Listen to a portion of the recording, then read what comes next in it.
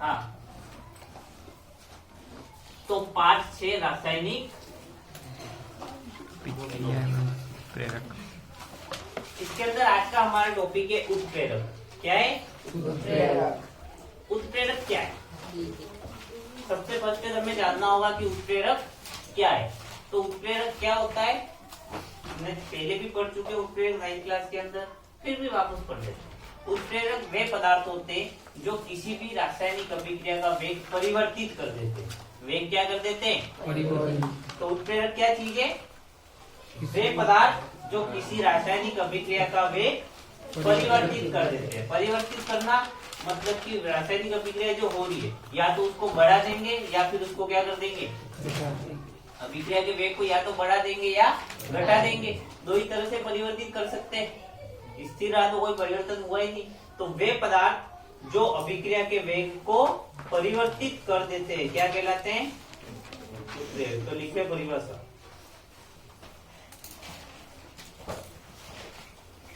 परिभाषा लिखो। वे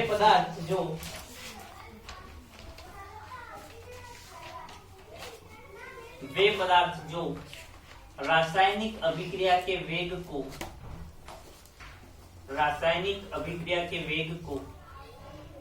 परिवर्तित कर देते हैं,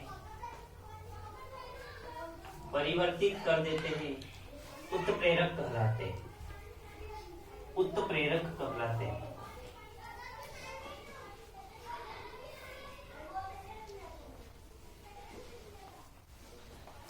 तथा यह क्रिया उत्प्रेरण कहलाती है। तथा यह क्रिया उत्प्रेरण कहलाती है। तथा यह क्रिया उत्प्रेरण कहलाती है। तो उत्प्रेरक क्या है? वे पदार्थ जो रासायनिक अभिक्रिया के वेग को परिवर्तित कर देते हैं क्या कहलाते हैं? उत्प्रेरक। और ये जो क्रिया है, यदि परिवर्तित रासायनिक अभिक्रिया के वेग को परिवर्तित करने की जो क्रिया कहलाती है, वो क्या कहलाती है? उत्प्रेरण। क्लियर? अब उत्प्रेरक के प्रकार पढ़े तो ये दो प्रकार का होता है। कितने? अवस्था के आधार पर। फर्स्ट किसके आधार पर? अवस्था के आधार पर यदि हम उत्प्रेरक के प्रकार देखें तो अवस्था के आधार पर ये दो प्रकार का होता है। कितने प्रकार का होता है? फर्स्ट तो होता है समांगी उत्प्रेरण।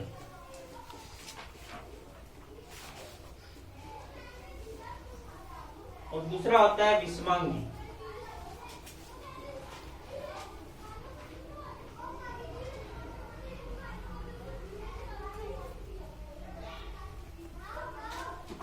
अब देखो यहाँ पर क्या है? सम प्लस अंगी, यानी ऐसा उत्प्रेरण जिसके अंदर सारे अंक क्या हो? समान हो। सारे अंक मतलब इसके अंदर चीजें क्या क्या होती है? फर्स्ट तो होता है अभिकारक।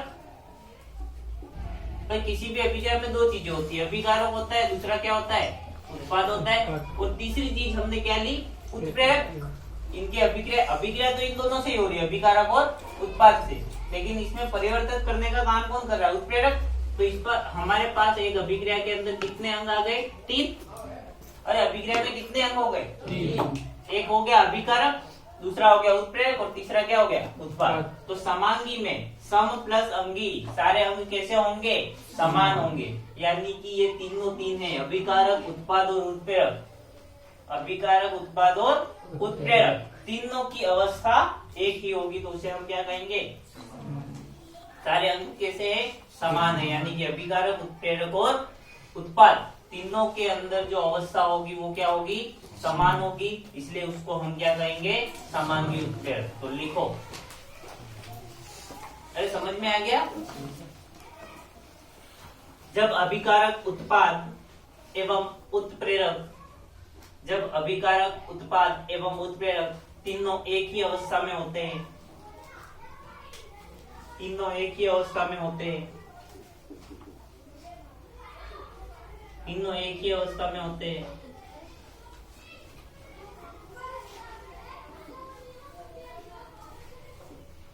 तो उसे समांगी उत्प्रेरण कहते हैं।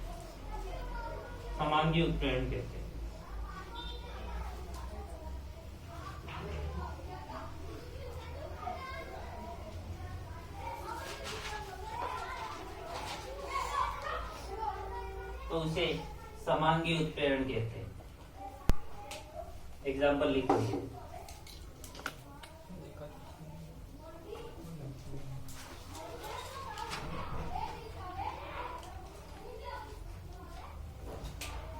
तीनों तीन एक ही, तीन, ये भी गैसीय अवस्था में, ये भी गैसीय अवस्था में, ये भी गैसीय अवस्था में और ये भी गैसीय अवस्था में, यानी अभिकारक भी गैसीय अवस्था में, उत्प्रेरक भी गैसीय अवस्था में और उत्पाद भी गैसीय अवस्था में। 2s लिख दिया। विषमांगी उत्प्रेरण,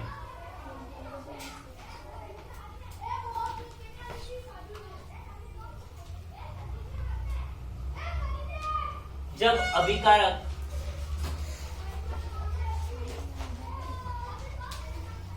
उत्पाद अथवा उत्प्रेरक, अभिकारक उत्पाद अथवा उत्प्रेरक की अवस्था, जब अभिकारक उत्पाद अथवा उत्प्रेरक की अवस्था अलग अलग होती है तो उसे विषमांगी उत्प्रेरक कहते हैं। तो उसे विषमांगी उत्प्रेरक कहते हैं।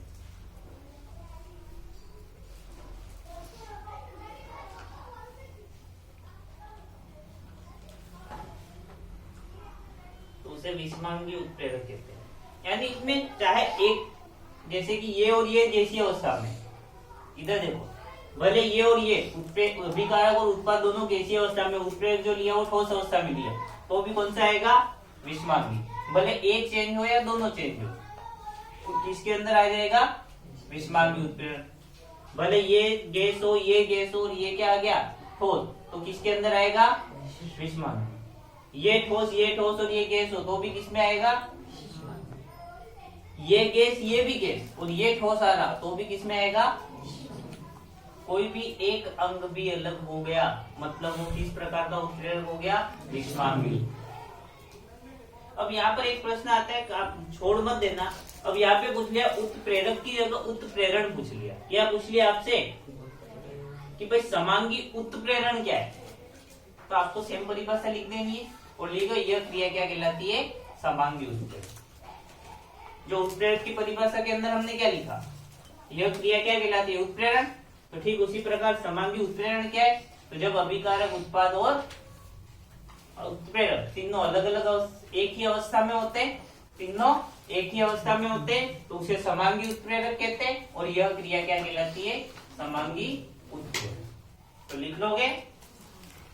एग्जाम्पल लिखे विषमांगी उत्प्रेरण का, तो सबसे बढ़िया एग्जाम्पल होता है इसका ये वाला।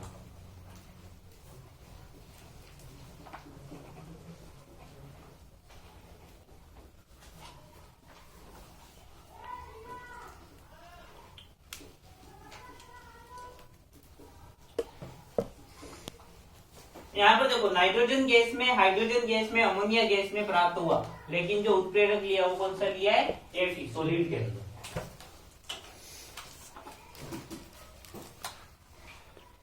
क्लियर? नेक्स्ट हेडिंग डालो, क्रिया के आधार पर।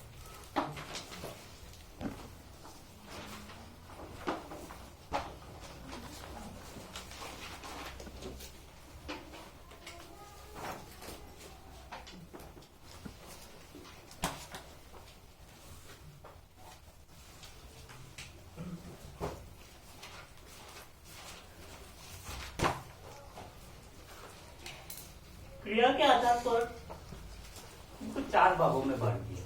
कितने भागों में बांटा है? 4। फर्स्ट आता है धनात्मक उत्प्रेरक, सेकंड आता है ऋणात्मक,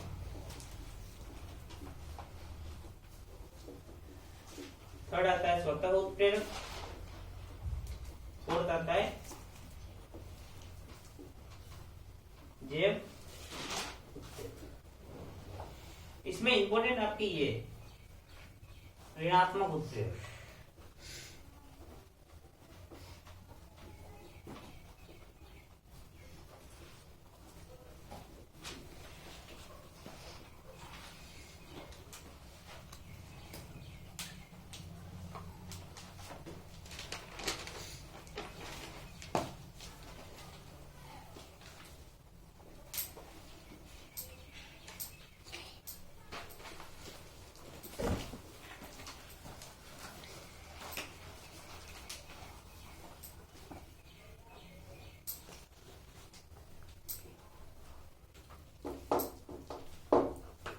फर्स्ट हेडिंग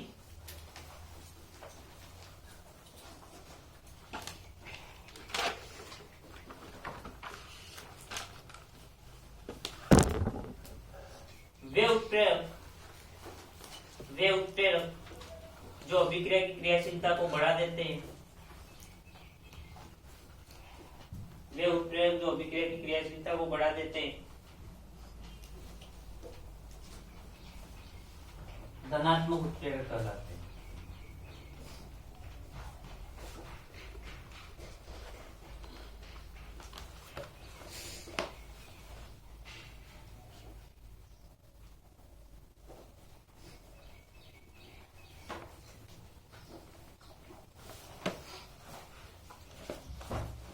धनात्मक उत्प्रेरक कहलाते हैं।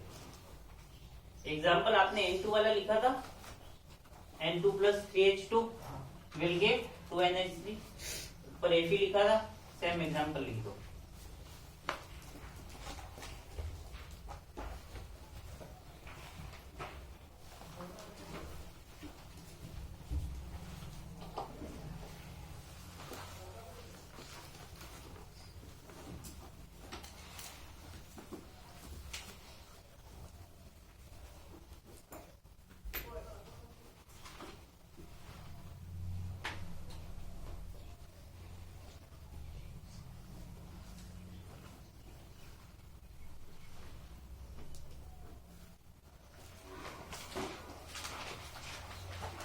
बढ़े आगे, ऋणात्मक उत्प्रेरक। अब मैंने कहा कि इंपॉर्टेंट ये यहाँ से ये भी परिभाषा के अंदर डायरेक्ट ऋणात्मक उत्प्रेरक को परिभाषित करो यूं नहीं आएगा, इससे प्रश्न किस टाइप का आएगा वो भी आपको बताइए। तो ऋणात्मक उत्प्रेरक परिभाषा आप लिख लो, क्या हो जाएगा? वे उत्प्रेरक जो अभिक्रिया की क्रियाशीलता को कम कर देते हैं, यानी अभिक्रिया के वेग को क्या कर देंगे? कम कर देंगे। क्या कहलाएंगे? ऋणात्मक उत्प्रेरक।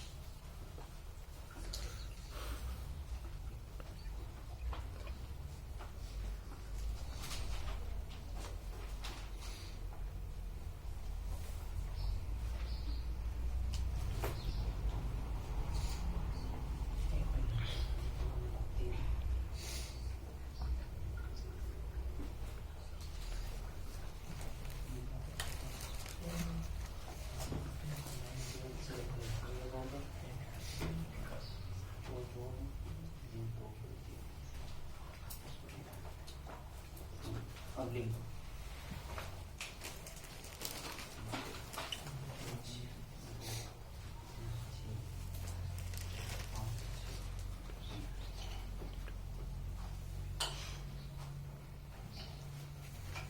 अब इससे मैं आपको दो प्रश्न लिखूंगा जो एग्जाम में सीधे सीधे पूछे जाते हैं। वो दो प्रश्न अपन लास्ट में लिखेंगे। एक तो फर्स्ट प्रश्न ये होता है, ये जो क्लोरोफॉर्म है, इस क्लोरोफॉर्म के अंदर एथेनॉल क्यों मिलाया जाता है? और दूसरा आता है हाइड्रोजन पेरोक्साइड होता है H2O2, उसके अंदर ग्लिसरॉल क्यों मिलाया जाता है? दोनों का उत्तर एक ही है और वो प्रश्न दोनों आपको बाद में सोल्व करवाते हैं।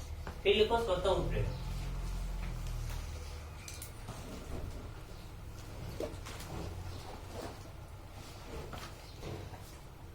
वह अभिक्रिया जिसमें उत्पाद स्वयं उत्प्रेरक का कार्य करता है।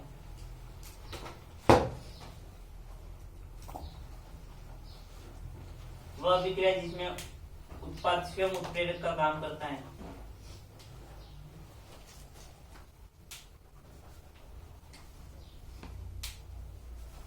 उत्पाद स्वयं उत्प्रेरक का काम करता है।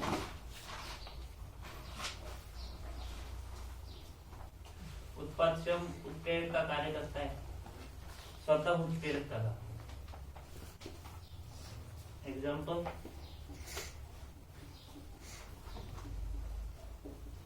एथिल एसीटेट का जल अपघटन।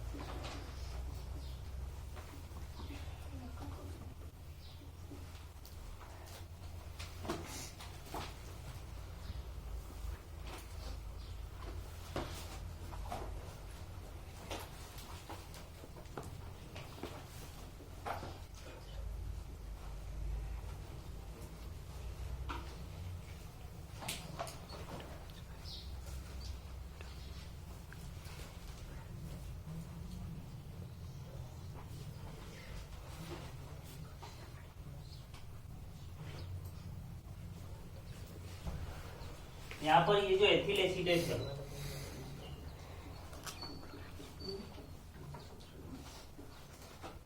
इसका जल अपघटन करवाए, ये जल है, ये बनता है एसीटिक प्लस एथेनॉल। तो इस अभिक्रिया के लिए ये जो एसिटिक एसिड बना वो किसका काम करता है? उत्प्रेरक के लिए। तो लिखो नीचे, उपरोक्त अभिक्रिया में एसिटिक अम्ल उत्प्रेरक का कार्य करता है। एसिटिक अम्ल उत्प्रेरक का काम करता है। प्रारंभ में यह अभिक्रिया प्रारंभ में मंद गति से होती है एवं जैसे जैसे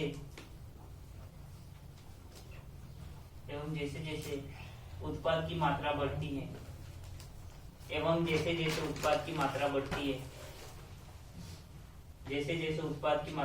है अभिक्रिया का वेग तीव्र होता जाता है। अभिक्रिया का वेग तीव्र होता जाता है।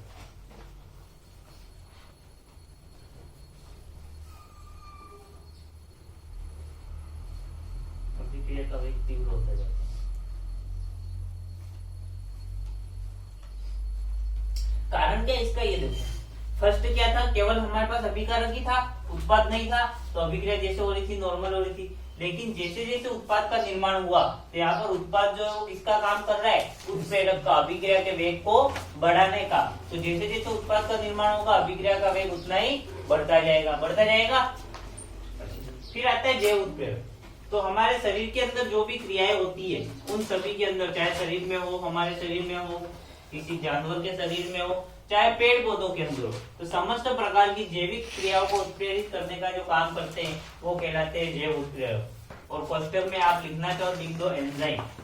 जैव उत्प्रेरक को हम एंजाइम भी कहते हैं।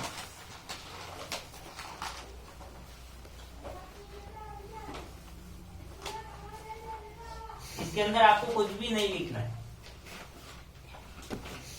जब उत्प्रेरक की परिभाषा लिखनी छोड़ दो, कोई उदाहरण नहीं लिखना है। इसके कम से कम आपको 15 से 20 उदाहरण दूसरे पार्ट के अंदर पढ़ाए जाएंगे।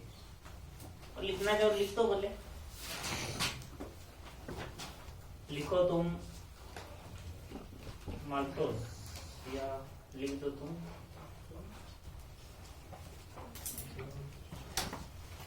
लिखना है। एग्जाम्पल लिख दो यूरिया। एंजाइम होता है यूरिएज बनाता है CO2 प्लस अमोनिया।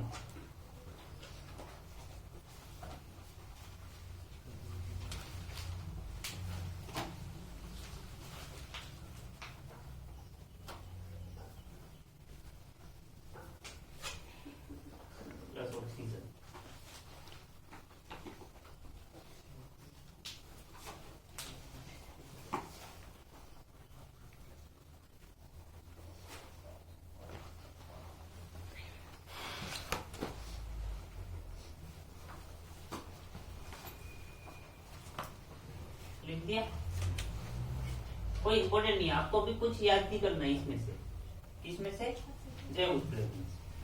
अब आपके ये तो थे उत्प्रेरक के प्रकार। अब उत्प्रेरक के साथ में भी कुछ ऐसे पदार्थ होते हैं जो स्वयं तो उत्प्रेरक का काम नहीं करते, स्वयं तो उत्प्रेरक का काम नहीं करते, परंतु ये जो पदार्थ होते हैं वो उत्प्रेरक की क्रियाशीलता को प्रभावित करते हैं। किसको प्रभावित करते हैं? उत्प्रेरक की क्रियाशीलता को। यानी या तो उत्प्रेरक के काम को और ज्यादा बढ़ा देंगे या उत्प्रेरक के काम को कम कर देंगे। यानी अभिक्रिया के वेग को या तो बढ़ा देंगे या अभिक्रिया के वेग को घटा देंगे। पर कब? जब ये उत्प्रेरक के साथ में उपस्थित हो। अकेले उपस्थित हो तो कोई प्रभाव नहीं डालेंगे। तो ऐसे दो प्रकार के पदार्थ होते हैं। फर्स्ट होता है उत्प्रेरक वर्धक, उत्प्रेरक वर्धक। तो वे पदार्थ जो उत्प्रेरक की क्रियाशीलता को बढ़ा देते हैं, स्वयं अकेले अभिक्रिया को कोई प्रभावित नहीं करेंगे, लेकिन यदि उत्प्रेरक के साथ में उपस्थित है तो क्या करेंगे? उत्प्रेरक की क्रियाशीलता को बढ़ा देंगे। तो लिखो वे पदार्थ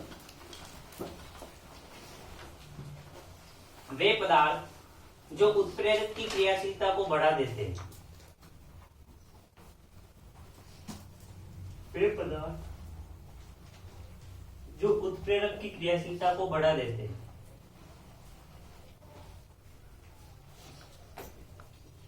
उत्प्रेरक की क्रियाशीलता को बढ़ा देते हैं, उत्प्रेरक वर्धक कहलाते हैं। हम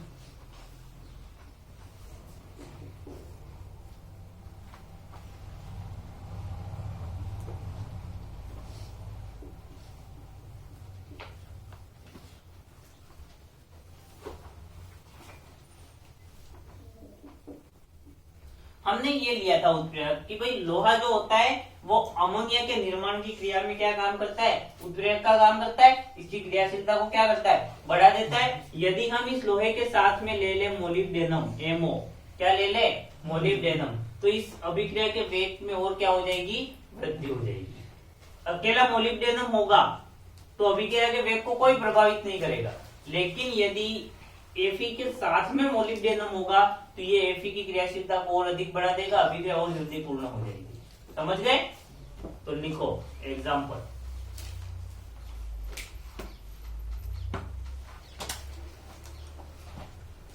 उत्प्रेरक विष, वे पदार्थ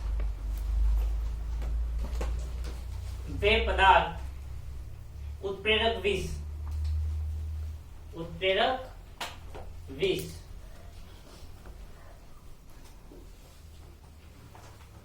वे पदार्थ जो उत्प्रेरक की क्रियाशीलता को, वे पदार्थ जो उत्प्रेरक की क्रियाशीलता को घटा देते हैं,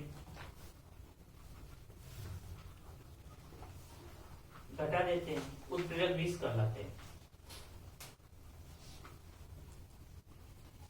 उत्प्रेरक विष कहलाते हैं। विष मतलब जहर होता है, जहर देने से आदमी मर जाता है तो उत्प्रेरक भी क्या हो जाएगा? मर जाएगा, यानी काम करना बंद कर देगा। उत्प्रेरक वर्धक, वर्धक यानी कि बढ़ाना, उत्प्रेरक की क्रियाशीलता में क्या करेंगे? वृद्धि करेंगे। एग्जाम्पल लिख दो, सेम एग्जाम्पल। यहाँ पर आप CO लिखोगे, कार्बन मोनोऑक्साइड। तब देखो अभिक्रिया सेम है, उत्प्रेरक भी सेम है। एक मिनट देख लो, अभिक्रिया सेम है, उत्प्रेरक भी सेम है, लेकिन फर्क क्या है? एक के अंदर यदि हम मोलिब्डेनम मिलाते हैं तो अभिक्रिया और ज्यादा फास्ट होगी, लेकिन दूसरे के अंदर हमने मिला दिया कार्बन मोनोऑक्साइड CO, तो अभिक्रिया और क्या हो जाएगी? कम हो जाएगी। समझ गए? अब आपके इसका लास्ट टॉपिक रहा है उत्प्रेरक के गुण, जो कि आपको सेल्फ